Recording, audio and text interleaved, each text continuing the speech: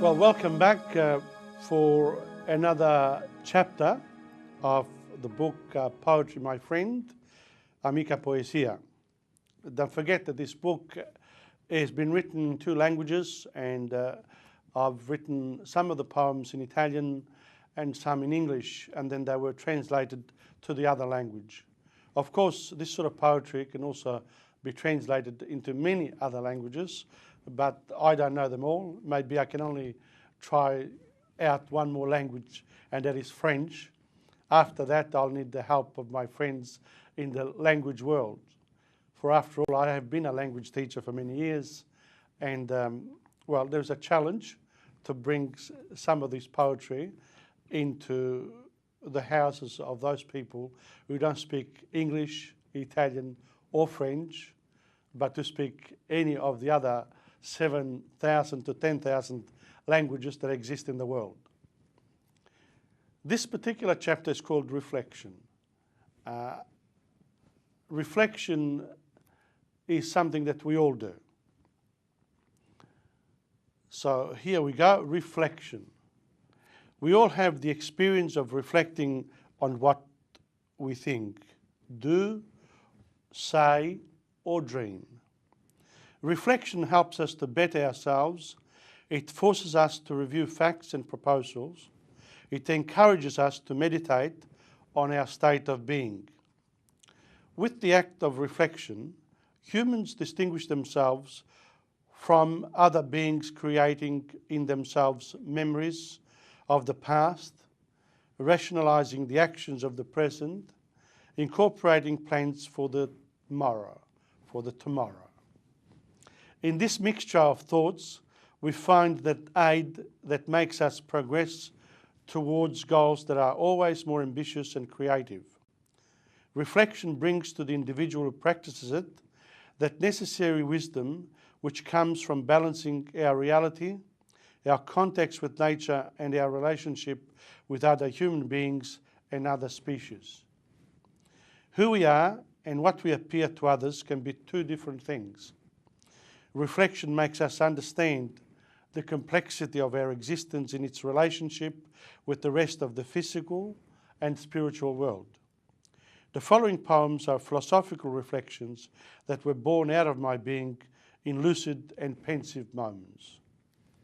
Because it's true, you need those moments when you stop doing and just maybe have a cafe latte, enjoy your own company, and reflect on what you've been doing. So let's have a look at reflection with the first poem called Everyone. Everyone finds in himself his own truth if he looks for it, if he doesn't hide it from his sight. It's there inside, like the sun which brightens the day. Now, when I say he, I actually mean she as well. So please, the use of the pronoun he can be she and vice versa, depending on my feelings at the time. You can't keep on saying he and she in a poem, so I tend to use he because I'm male, and also in literature generally, that's what people have been doing for centuries. I'm aware of the need to sometimes have to say she to balance off the imbalances of the past. The next poem is called To Live. To live your life as you want is nothing more than a mirage in the desert. People place upon you a hope which you ignore. The sparkle of love is perhaps missing from your heart. So there you are. Sometimes you shouldn't ignore what other people want you to do. This one is every day. Every day we see dawn, the sun, sunset, the night. Men fill their days with new experiences, facts, successes. But there is also amongst them defeat, delusion, uncertainty. In the final analysis, they are always children, these men who play in this courtyard with all the other children. and everyone looks at them from afar and then analyses them with their human binoculars, like old people who look behind with nostalgia and indifference. Well, there's a lot to be said about that particular poem.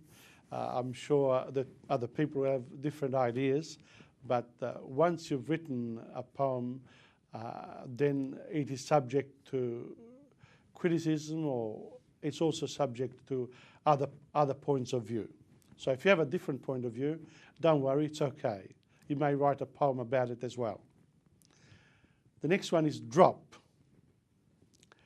The water which quenches the insatiable thirst of the little rapacious bird becomes one within the waves of the infinite sea. Insignificant drop, you become important in the blue immensity. Under the summer sun you shine your delicate puffed cheeks. Then you disappear into the bottom of the sea, and there you remain under the sand to enjoy eternal peace forever.